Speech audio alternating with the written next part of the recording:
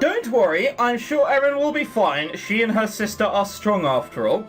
Look, Simon, I'm not saying I disagree with you, but I feel as if you're being a twat. Just thought I'd put that out there. But let us stay alert for any signs of something suspicious going on. She's bleeding from the eyes! What more could you need? Like, I wonder if there's anything suspicious going on. No, I'm sure bleeding from the eyes is completely natural. Someone who looks completely healthy. Grumble, grumble, grumble. In case there is something we can do. You never know, considering our current situation. Yes, thank you. He smiles encouragingly. It reminds me how lucky I am to have him here with me in no man's land. His presence always makes me feel safe, like he's the pillar I can lean against in the oh, he's the pillar I can lean against. Yeah, the pillar who, as soon as you have a concern, goes, I'm sure it'll be fine. Just let it go, see how you feel in a day. You have the plague? Oh, it'll pass. Whatever. Is that how the sisters feel? They're always so close, supporting each other. I'm sure they have a bond no one else can really understand. Oh, sure, make me feel worse about this. Oh, I'm sure the sisters have a bond no one can understand, which is about to perish. Hang on. I find myself once again watching the door to the inn while thinking these thoughts. Two sisters who came up here, apparently all on their own. I don't want to think anything bad happened to them. I'm going to be blamed for this, aren't I? You don't have to wait out here all day, you know. It's getting late, the sun is on its way down, casting long shadows on the road. Mary comes out and smiles gently. Do you want something to eat, maybe? Oh, no, you don't have to. How is she doing? She's doing better now. You can come inside if you want. I'll get you something. Oh, fucking right, I'll come in. It's darker inside the inn now. A couple of oil lamps are lit, giving a warm glow. I notice Erin is sitting on a chair near the wall, looking down. Erin, you alright? In the nicest possible way, that does not look like someone who's tired. That looks like someone who's... they're either cross-eyed or not entirely there. Look, we all know who did this. The better we kill her, the sooner we kill her, the better. It doesn't matter how better we kill her. Fucking hell, we can stick another rock through her head for all I care. She's a little tired, she'll be fine though, don't worry. Mary heads out of the kitchen, most likely disregarding my answer about not needing anything. With another worried glance at Erin, I follow behind Mary. There are no lights in the kitchen, even, so only the dim evening light from the windows lights it above. Up. Lights it up. Okay, hang on. I was gonna say, hang on. It gives off a gloomy atmosphere, but Mary doesn't seem to mind. She pours water into a kettle.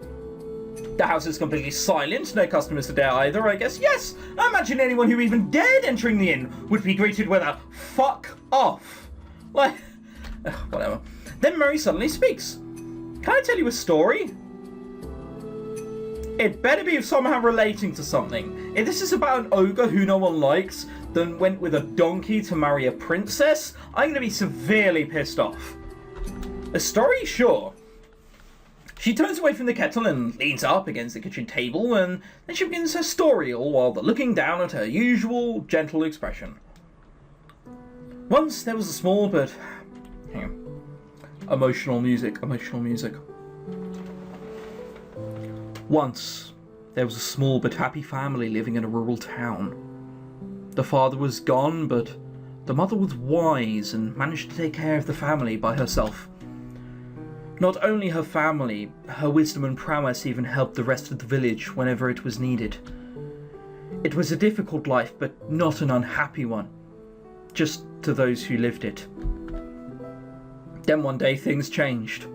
Because, let's face it, with this kind of music and this kind of story, you'd find it rather weird if nothing were to change. Maybe a villager was dissatisfied with suddenly even the wise woman's powers were not enough to save his child. Or maybe a neighbour was jealous of the happiness this family had obtained. Bad rumours started to spread through the village, and soon old fears of the unknown were reawakened in their hearts, warping their minds. Evil was on the other side of the border. Evil was all around. If you're not careful, evil will reach you as well. There was nothing the two girls could do as the angry mob approached their house. The mother's last deed for her family was to tell her two children to run before her house was set ablaze. Well, I'm glad they told to, tell me this story. Like, hang on a second, this seems rather sad. After all, she was a woman who lived for everyone but herself. And such, the two girls fled, many things happened, but in the end they managed to reach their future in a faraway place, the end. She smiles mischievously at me, and in that moment I can clearly see the resemblance between her and Erin. But I can't smile back. It is obvious even to me that what she was telling was not just some story. Your mother... fucking hell. Like, Lena even has to ask. She has to ask. Wait. You mean you weren't telling a random story? You mean that was about you? Really? What else was that gonna be about? Yes, she was branded a witch by the villagers and judged thereafter. As her daughters, we would have shared the same fate if we had stayed. Hang on.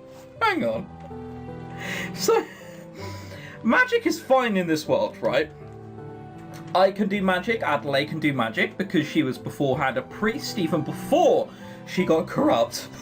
Hang on. A witch? Oh, hell nah! Oh, whatever.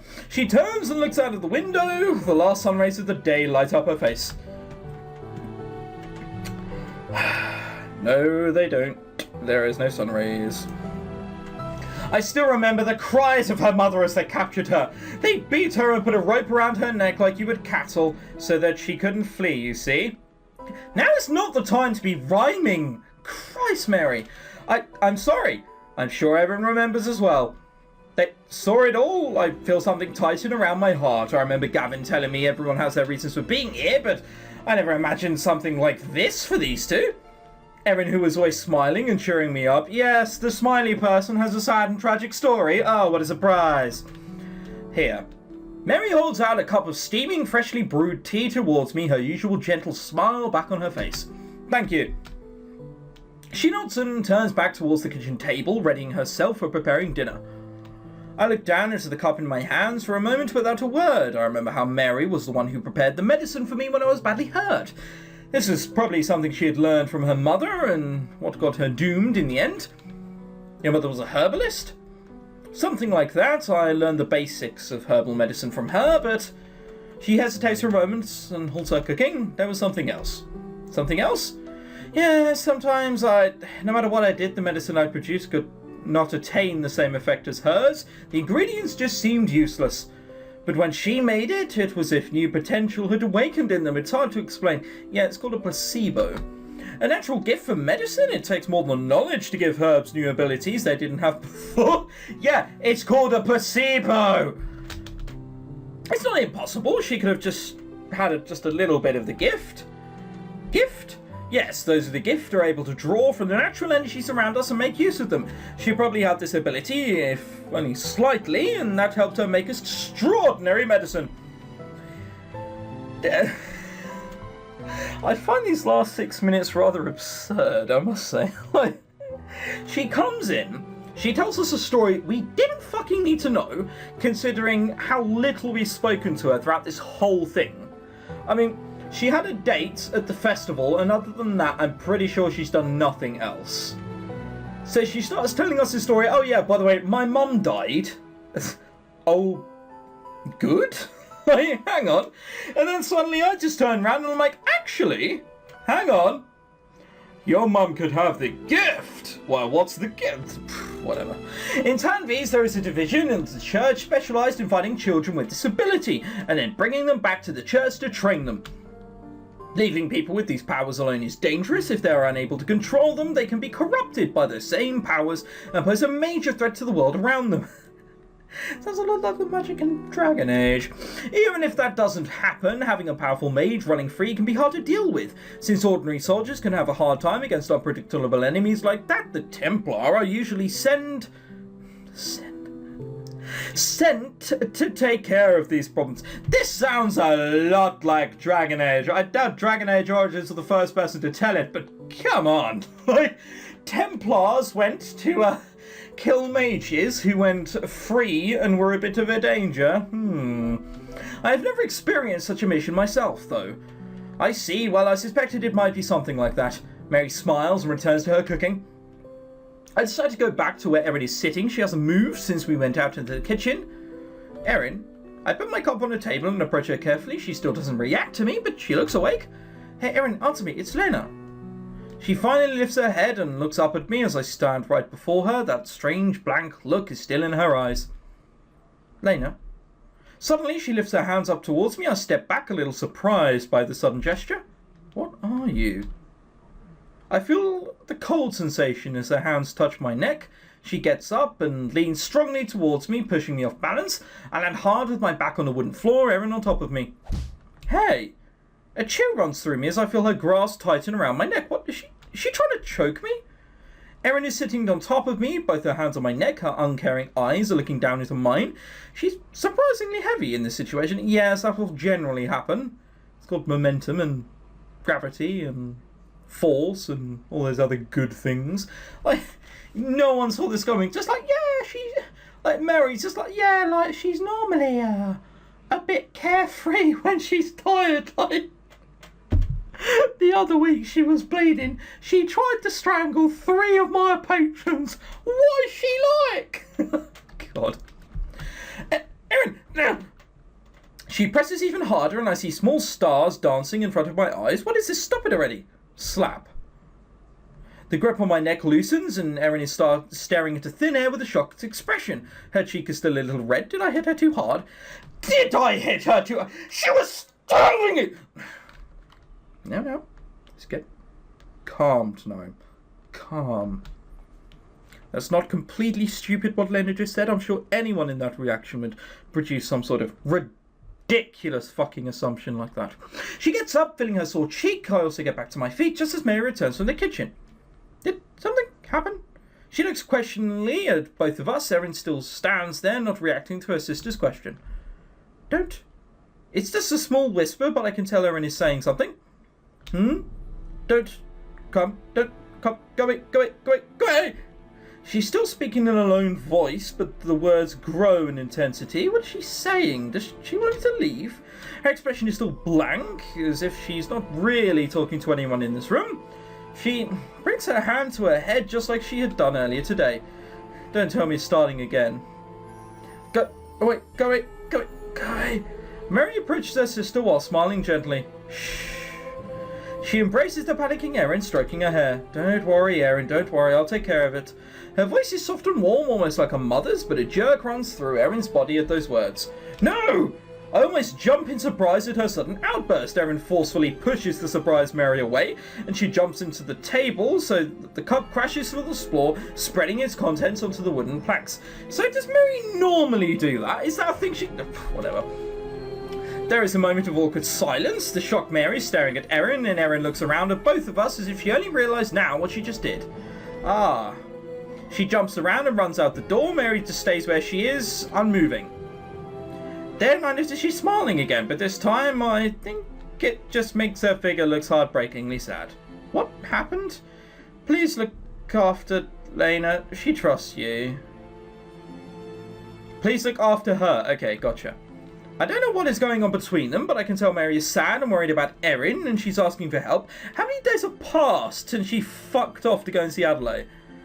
She doesn't have to, though. I know I would have done it anyway. Yeah, I will. Still says it, though.